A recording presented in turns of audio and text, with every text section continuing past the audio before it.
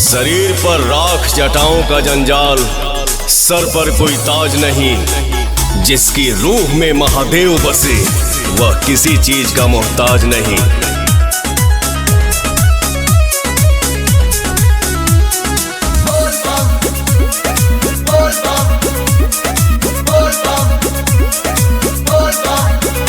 आजकल इग्नोर करो तारा, भगत के कुछ और करो तारा। सब बुझाता हमरा हो। आजकल इग्नोर करो तारा, भगत के कुछ और करो तारा। जब के पियो तारा गजाए राजा, भाव न गेला मोरा बाके।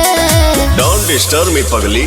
अच्छा सावन के बाद आके मिली है ये सोना, सेवा में बानी भोले बाबा के।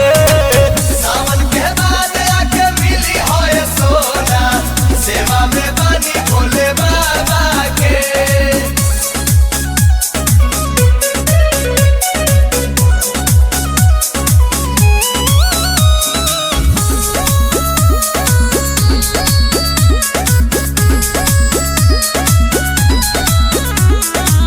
ऐसे तो जहन रहत रहल हमरा बिरिये, अब घर बाहर ताहर भइल बा मंदिरिये। धन ले बाबू काओ हाथा से लाई बेल पाता नु हो, भसम लगाइले माथा नु हो। भांग के भोजन करेला दोनों बेरा, भाव मिठाई न डाबा के। आई डोंट लाइक मीठा। सावन के बाद आके मिली हो ये सोना, सेवा में बानी भोले बाबा के।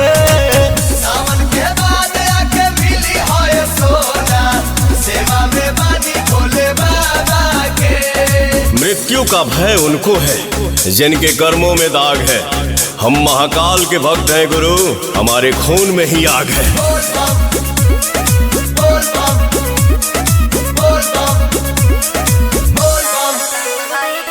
सारा कमाई के कह देल राजा, आसु प्रियंसु करन शिव चराचा। हम हई राजा तू रानी नु हो, बाबा से बढ़ के बदानी नु हो। सारा कवरियन के नाश्ता व्यवस्था, चलत पवन के ढाबा पे। सावन के बाद आके मिली है ये सोना, सेवा में